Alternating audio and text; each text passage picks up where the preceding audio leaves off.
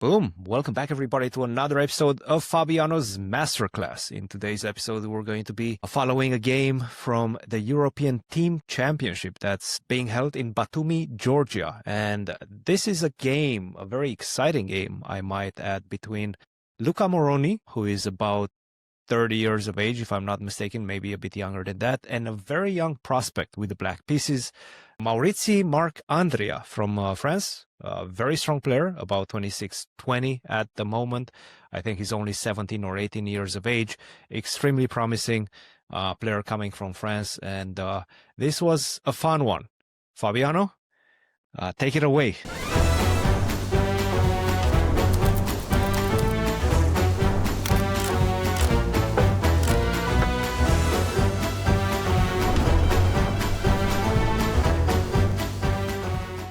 Episode 3 of Fabiano's Masterclass. How did you decide, first of all, to go for this game? I was looking through the games of the European Team Championship.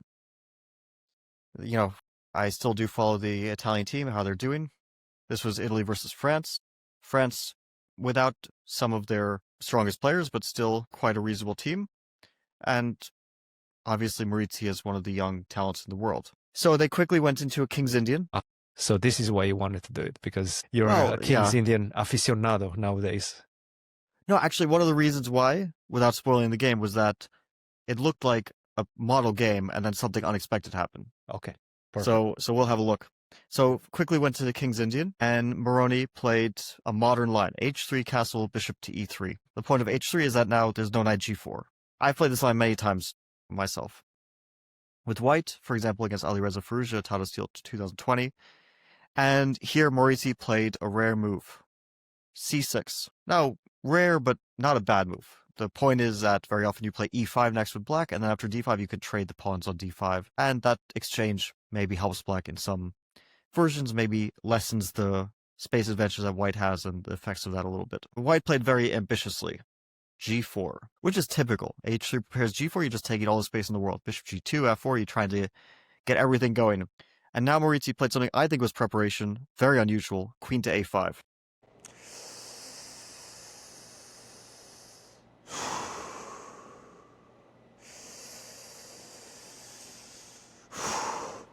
Oh, I didn't see you there. You might be wondering, what am I doing here? Well, I'm getting my reps in. You know, one of the most common questions I get is, how do you actually learn a new opening? Honestly, the best way, hands down, is by using chessreps.com. They've got these super fun, interactive opening courses that actually work. This isn't one of those chess courses you watch once and forget. These are fully interactive courses. You're not passively listening. You're actively playing the moves, getting quizzed on variations, and building that crucial muscle memory. It feels more like a game than studying. Hundreds of thousands of players have already used chessreps.com to break through plateaus and hit their highest ever elo. And here's the cool part. They actually want you to see how powerful this is for yourself. Right now you can take their entire Vienna Gambit and Stafford Gambit courses completely free. You don't even have to sign up. Just head over to chessreps.com and start learning. Right now, they have 25 courses for you, and they release a new one every single week. Seriously, this is the best way to learn openings. Go try it out at chessreps.com. Really quick, isn't h3 g4 a bit weakening for the white king? Obviously, you already pushed the pawns on the other side, on the queen's side. Now you're pushing the pawns on the king's side. You know, from a visual perspective, it looks like you don't have anywhere to place the king, anywhere to hide with the king anymore. Is that? It is weakening. It is very weakening. One of the ideas of why he played g4 was because usually black's idea is to play e5. And then after white plays d5, white has closed the center, so black can't really exploit the weakness of the king so much in the short term. And then g4 also stops black from playing knight h5 at some moment. So it's very hard for black to achieve this f5 break. And then white continues with queen d2, and very often long castle. Usually watching out to make sure e4 isn't too weak. Sometimes you play f3, sometimes you play knight e2, knight g3. These are typical maneuvers for white.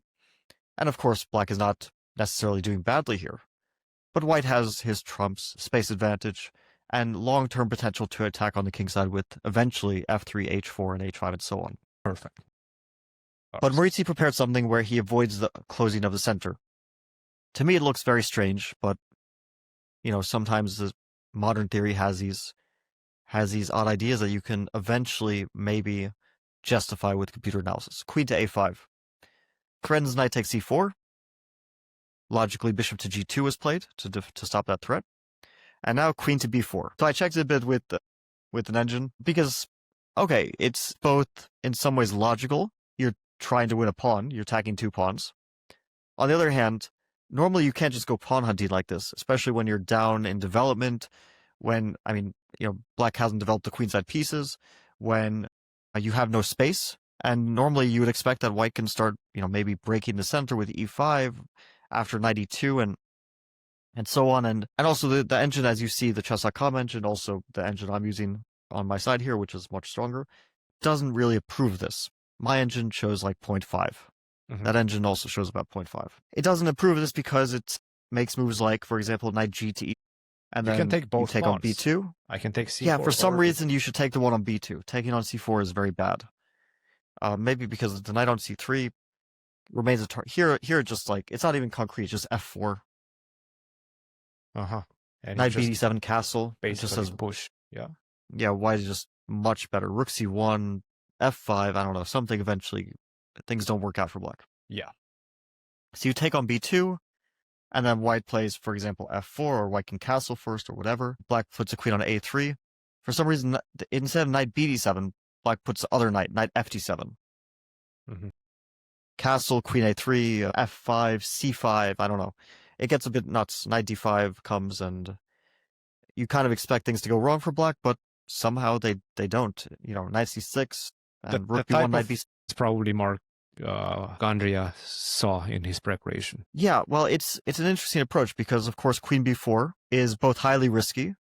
On the other hand, you know that your opponent will struggle to understand the position, and you can't prepare everything here because white has so many moves. White can, as you saw, can play knight e2, can play queen d2, can play all sorts of moves, and black has to be ready for many options, so you can't remember everything. On the other hand, you probably know it better than your opponent, so the disadvantage in the position white is pushing is balanced by the fact that you're kind of taking him head on into a position where he needs to make responsible decisions. I love it. Deep dark forest. So he played the move queen to b3, which is not the most critical, but it's also perhaps the most logical. You don't sack a pawn. Now a5 came, the point being that now trade on b4 is on black's terms. He played knight g to e2. Yeah, this is not good for white, of course, opening the a file. But knight g to e2, and now Maurizzi showed that he either was very well prepared for the position, I assume, or he just had fantastic understanding of the position. He played knight f to d7. I mean, he played it in about 5 seconds, so so he probably knew. And queen b3 is very natural, so he probably knew what was going on here. Yeah. And after knight ft7,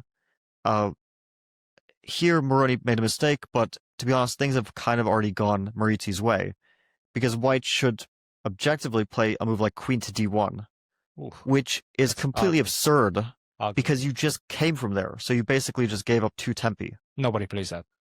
Yeah, you just came from there. Now you're sacking a pawn and you're also losing 2 tempi. It's nuts. But here white is already in danger of getting worse, and he castled instead. And now after knight b6, he is worse. And he was actually very quickly losing, because in this position, white has to play bishop to g5, which either will attack the 7 pawn or induce some sort of concession. For example, it might induce f6, which then you move the bishop back and you sack c4 or to c1 to make sure it doesn't get attacked. And then you sack c4 and f6 is just a weakness. Yeah, that's all. Or it induces rook to e8, which is very natural. But here white plays queen to c2. Again, it's not easy. And after knight takes c4, for example, I mean, okay, to be honest, this stuff is just impossible. White can play a4, and yeah, your engine also doesn't understand. And now we want to play b3, but not allow knight a3. And if queen b2, the queen gets in trouble there, which your engine still, now it starts to understand, right? So very difficult stuff. And by the way, after bishop g5, the best move is to actually give up e7 by playing knight c4. Bishop takes e7, rook e8, and black is a little bit better because also b2 is weak, and so on. Yeah. Wild stuff. Yeah, so very difficult. Moroni played c5. I still think he kind of should have seen how bad c5 is. DC. Objectively, he actually should have played d5, but it's already too difficult to to play like that. Yeah. And knight c4, and white's dead lost. Dead lost you're already. Yeah, c5 is falling. I mean, I know your engine shows like -1. My engine shows closer to -2. Wow. e3 is under attack, b2 is under attack, c5 is under attack. You're losing material. It's just that simple. He played bishop g5, which is also a questionable move. Queen c5, bishop takes e7. He just thought, okay, at least I win the pawn back. It's understandable, but it's also completely game over. Queen e7, queen c4, b5. Now, I say completely game over. A lot happens in this game, by the way. So let's continue. So first of all, the reason why it's so losing, because to everyone watching, they think, well, it's equal material. How bad can it be? But the truth is that the bishop on g7 is so strong. It's the kind of the model King's Indian bishop, and it's also supported by black having extra tempi on the queen side, playing, for example, queen d3, bishop a6 comes, b4. Black does everything with tempo, so white doesn't get a moment to breathe. That's why he played queen to b3, but again, tempo queen c2, a3, undermining the b2 pawn. He took, otherwise b4 is coming, rook a3. Now, b4 is threatened, he played rook a to b1. If, for example, rook a to d1, queen c5 comes. It's just completely, every single move comes with threat, is both positionally and tactically losing. Oh, this is... So rook a to b1. His point was that at least queen c5, he can play rook fc1 now. His rooks are a bit better. Bishop e6 here, still completely losing, but what Maurizzi did instead, also great. He played move 20, bishop to e6, threatening b4, followed by taking on a2. Moroni now started to play in the way that he had to. I mean, he's dead lost, but he started to play at least for activity. Rook fd1. Oops, sorry. Rook fd1. Rook fd1, b4. Knight to d5, sacking a piece. Not really sacking, he was losing a piece. I mean, he had to sack it. cd, ed. White has one pawn for the piece, which is obviously not enough. So far, Maurizzi has been playing an absolutely model game, and it continues to do so for a few more moves. Bishop to d7, threatens bishop to a4. Something is telling me that this is not the end of the story. I told you that. This game. No, it's not at all. d6. So, okay, what's white's main and only trump? It's the passed d-pawn. This guy. Black is up a piece. If you ever get rid of that d-pawn, you resign with white. It's that simple. Now, normally, it's not too difficult to get rid of that pawn because it's blockaded. You corral it. You get the rook, maybe to e6, get the bishop on e5, and get the other to a6. Exactly. It looks like it's falling, right? It does feel like eventually that pawn, which is unsupported by anything besides the rook on d1, will fall. And also, black has no king issues. The king is very safe. The pawn in a2 is a weakness. The dark squares are kind of blacks overall in the position. Yep. Unopposed dark square bishop also happens to be an extra piece. So the game should be over soon. Also, Maurizzi, as you see on the clock, has 45 minutes. Against 21. Which he probably started to relax a bit. Never a good thing to do. So he played queen to e8. I think maybe queen to e5 was a bit better, because then after rook takes b4, you have queen to a5, and a2 is falling. But what he did is perfectly fine. I'm not going to criticize this move. Queen to e8, his point was that rook before this bishop a4. Very logical. Wins the rook on d1. Yeah, that makes sense. That's why Moroni played rook to e1, at least setting up something to do with knight d4, knight f4, and who knows what, but at least trying to create threats, you know? There's nothing else you can do in this position. Now, I think here there were a number of ways to win on the spot. The easiest one to me is queen to e6. Queen to e6 threatens d6, as we already said. That pawn falls, there's nothing to do. It also attacks a2. And if white plays, for example, queen to d1, which is the only square in which white avoids rook takes a2 at least. Here, rook a6, as you mentioned, is super clean. Yeah. The pawn falls. And if not queen d1, it's queen d2, there's rook takes a2. Like, if it's a queen d1, you play queen d2, rook takes a2. d1, you said? d2, and rook takes a2 here. So queen e6 is just, it fulfills all the criteria. I think basically queen e6, about 2 more moves are played if you make this move in the game. Like, game over. Yeah. Instead, Maurizzi played knight to a6, which is not a bad move. But in a winning position, a lot of it comes down to, like for me, it's always, I want to win this immediately. Like I know I'm winning, I just want to win it on the spot. So I take my time to find the way in which I win on the spot. Not moves which are probably winning, but I want my opponent to resign. I don't want him to still have moves that he can make.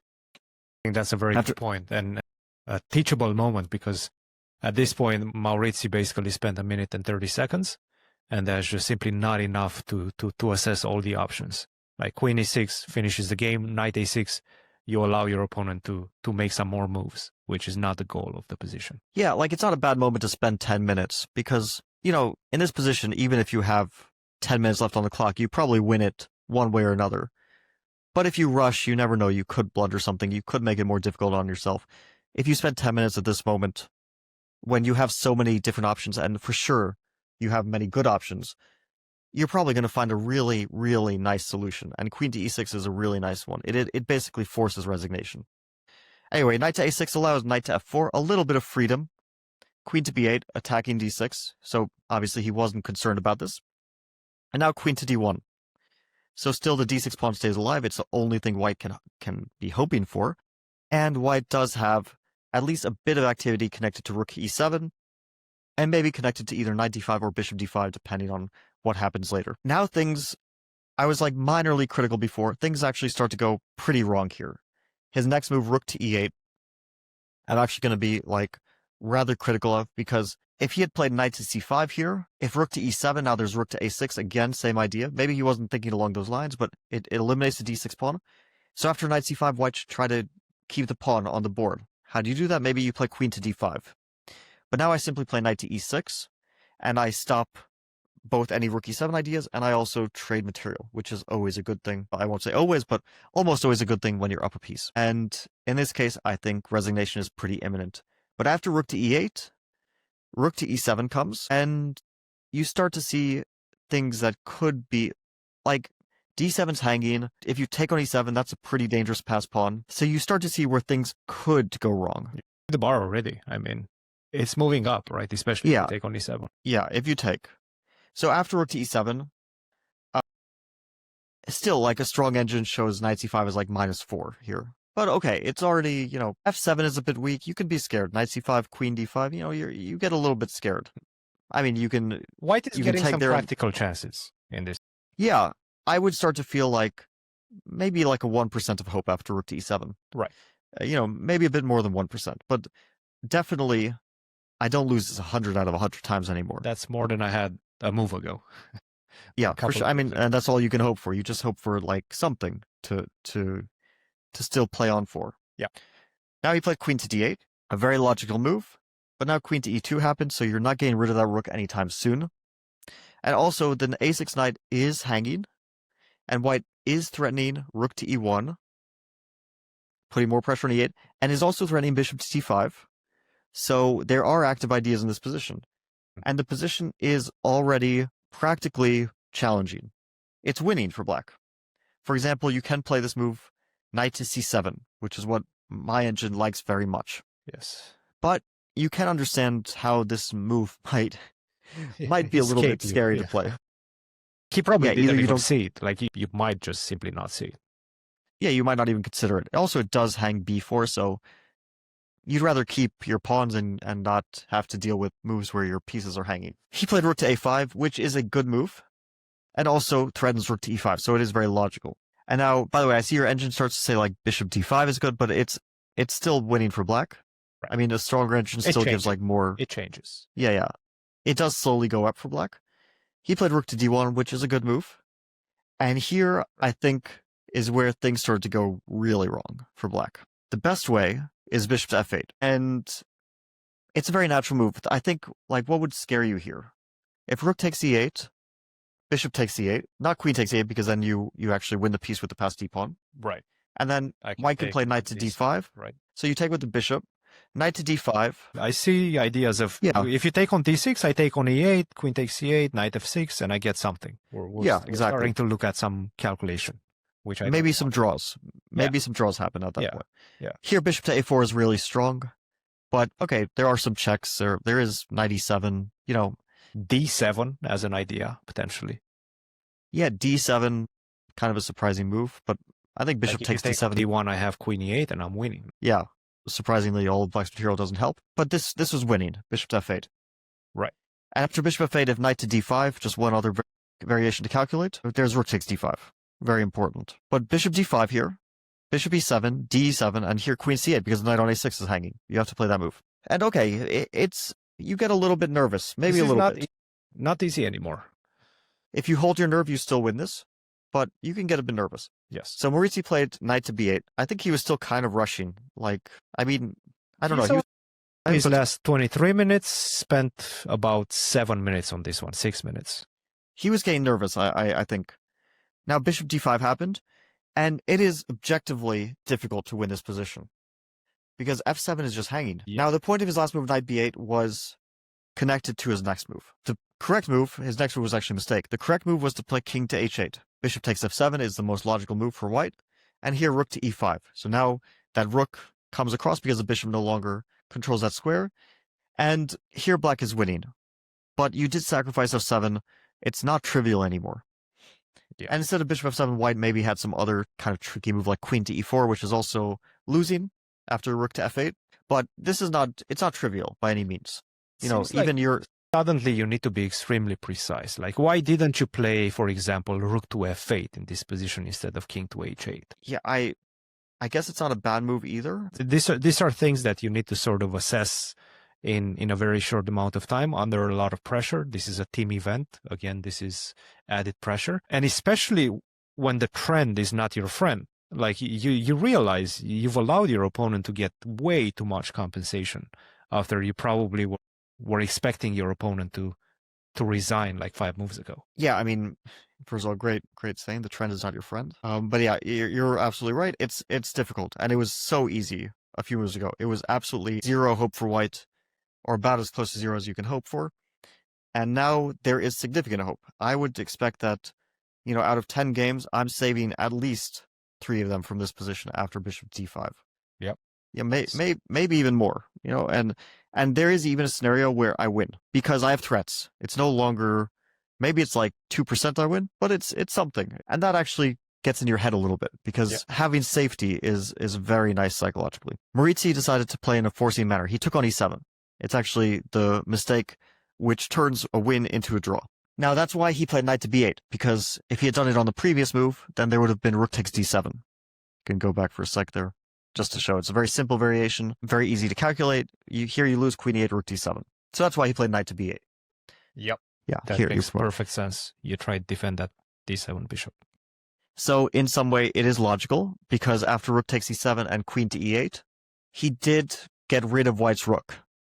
And it looks like the pawn is blockaded. And if given another move to play bishop to f6, that's just, I mean, black is up a piece for 1 pawn, so black is objectively winning. Now, I mentioned the move bishop f6, that's why you see the second line on the engine is g5, just to stop that.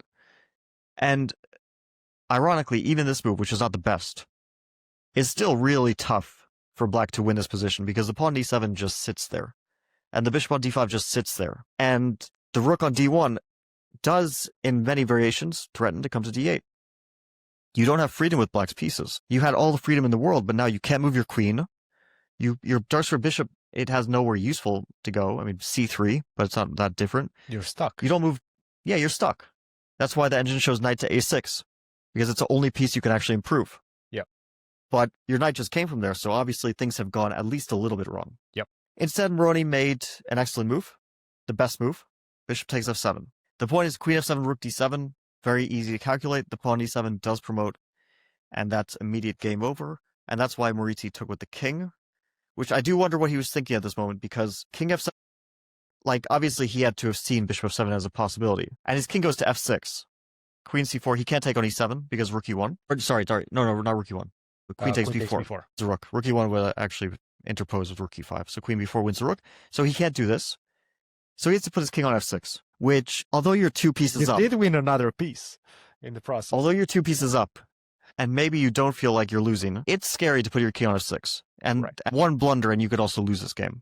You know, like rook to d6 here, king e7, queen b4. It could be winning for white. It could be. Right. It turns out that it's out and black's There's winning. a discovery check coming. Pretty much by force. Bishop c3, rook e6, king f7. I mean, okay, not the easiest stuff to be sure about. Yeah. It's actually quite ironic because after the opening, which was a disaster for Moroni, he basically played the engine's first line for about 10 moves or more straight. He was fighting back very well, and as soon as his position was objectively okay, after king to f6, he's objectively okay, and I'll show you 2 ways to do it. The first one is simply knight d5. black has to take because obviously you can't go up with your king. I mean, you you're don't gonna get mated. mated if you go to g5. Yeah. Yes. Yeah, you can't go. F4. I mean, obviously you're not going to do this, right? Yes. Queen g3, f4, and so on. Yes. h4, f4, whatever. Yes. So you take on d5, still a winning material advantage. But after queen d5, I threatened queen to d6, so bishop to e6, very logical. I also, by the way, I threatened maiden 1 with g5. So bishop e6, queen d6. Yeah, like queen e7, g5, that's not what you want to see at the end of the game. Queen d6, and now the problem for you is that if you take on e7, I take on b8. Or first in this case, queen to f4. Queen f4, bishop f5, and now gm, or yeah. Actually, we win 2 pieces in this case. Yep. And so after queen to d6, you play knight to d7 to make sure that knight stays alive. And now rook to e1. And if queen to e7... White is actually slightly better. If queen to e7, then queen to f4. Again, losing material. Yes. So after queen to d6, white is winning back the knight. Because, for example, if we play king to f7, just to get rid of any checks, rook to e1, queen takes e7. I mean, probably queen b8 is fine. You can maybe give a check as well. Bishop f6, queen b8. And this position is objectively a draw. Because although black has still material advantage, there's very limited material left. You know, it looks unpleasant, but a stronger engine will actually show it's just dead zeros. Somewhat tied up, right? Like you can't really go king g7 because you're still under this. Queen b6, and you have to go back. Yeah. So maybe you play like queen d7, but then you lose b4, and then once you lose this pawn, I guess it's over. Yeah, you don't really win it because the trade of queens will be a draw in that case. So knight to d5 was a draw. Even besides that, white had also, after king f6, rook to e1. Threatening rook to e7. Nicely. I think. Right. Actually, maybe not threatening because you can take in king g4. Maybe even queen d4 now, and you don't have rook e5 anymore. I mean, we always have the idea of knight d5, but if g5, then I think rook to e6 becomes important. Yes. Maybe among other things, but okay. That's a nice. So after rook to e1, it's very similar variations. For example, knight to c6, knight to d5, take, you have to take again, take, and again, we're threatening queen takes d7. So let's say, yeah, this is the same mate. And so if g5, then we're threatening queen takes d7. Yep. Queen d7, e8, we want a piece back, take. Black, of course, never risks in this endgame, but also does not have any realistic winning chances. King f7, and, you know, probably a million ways to draw this position. You're finally back in the game. Yeah. You're totally back in the game after king f6. Back in the game after king f6. It is an objective drawn position. And now he played a move I cannot explain, unfortunately, but something just went wrong with his calculations. He played queen to d4. Maybe he was thinking king f7, queen c4 draw. Yes, I think that's what he was thinking. But the thing is, I mean, he still had plenty of time, and rook to e5, I mean, you are 2 pieces down, so any move which kind of solves the issue of the check, of which black has 2, king f7 or rook e5, should be taken very seriously. And here, unfortunately, the problem is that the king escapes to f7. That's why the queen on c4 was so good. Knight d5, king f7. Mm-hmm. You know, you run out of checks. Queen f4, king g8, and just 2 pieces down. And besides knight d5, you could play queen d6, but then king f7 again. And you can play, I don't know, rook to e1, for example, trying to exploit the pin. But then knight to c6, probably among other things. Is a great piece. Yeah, you needed to stop the king from getting to f7 because that was the safe haven. So queen to d4, considering that he had plenty of time on the clock, at least according to chess.com timer, difficult to explain. He continued here with queen knight d3. Sorry, with knight to d3. I don't know if he was counting on this, but knight c6 is not a difficult move. It attacks the queen. Queen d6, again, like at this point you can also play king f7. Right. You have enough material. 95. Yeah, it's winning. Because you actually hold on to your pieces. Yeah. But rook to e6 is even better. White has only 1 check, which he gave. King to e7. Last desperate attempt, knight c5. Obviously, without you need checks. You don't need to attack the bishop. Knight to d4 came. Best move, not the only winning move, but the best one. Queen to c7. Obviously, at this point, you don't even threaten anything. So I guess you threaten the rook on e6, but it's pretty easy to deal with that. Bishop to e5 is one way. Rook to c6, as he played, is another. Allows a check on e1, but king to f7. White's queen is also hanging. Queen to f4, last move, and rook to f6. By the way, the ironic thing is black could have even played bishop to f6. and the engine evaluates it as just as good as rook f6. Really? Rook e8, bishop e8, because you threaten knight e8, knight e2, sorry. White has to abandon the last, so king g2, whatever, rook c5. Three pieces plus a rook. Completely. Even if you got rid of the knight, 2 pieces plus a rook is usually winning, but 3 pieces plus a rook, yeah, that's really winning. Oh, it was an interesting game, both from the opening, I thought was very interesting, and also from the point of view of like psychologically, why did Black allow so many chances? How did he lose control? And also, the interesting thing was, did Moroni think that he was okay at some point? Did he realize he was okay?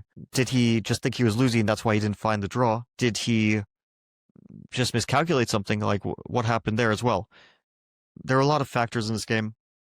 It was quite a rich game. Unfortunately, ended a little bit prematurely. Like, it would have been interesting to see if there would have been, if he had found rook to e1 or knight d5, if there would have been more fight, but the final blunder, queen to d4, did end things prematurely. I did really like Maurici's opening play. I thought that was cool, but the technical phase was very, very shaky.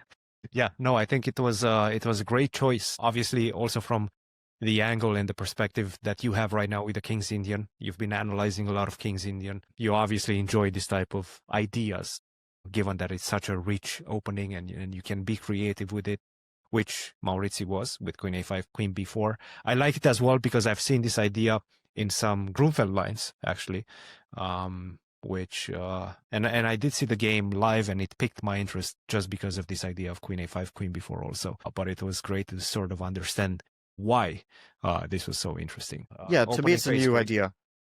To me it's a new idea, but it shows that you can approach the opening in general in many different ways, and maybe not the most objectively sound, but definitely playable. At least, yeah, it looked very sound from a practical perspective. Like at least practically, these things are very playable, and chess remains a rich game in many ways.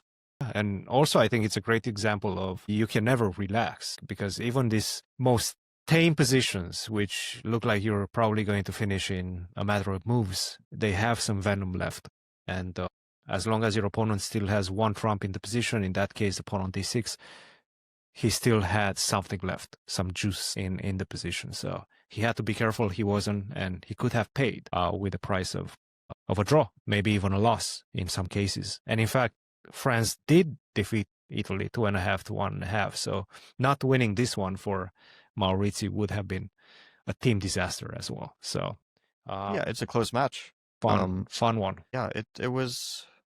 Well, it's an interesting tournament, and it was an interesting game to follow as well. Perfect. Thank you very much, Fabi, for another masterclass, and we'll see you in episode 4. Guys, if you did enjoy this one, and I'm sure you did, if you learned some tips and tricks, and I'm sure you did as well, don't forget, like, subscribe, and share this video with your friends as well. Friends that want to pick up chess, friends that want to learn more about the King's Indian. I think this is a great example of why King's Indian is such a creative and such a fun opening to play with the black pieces. So yeah, until next time, cheers.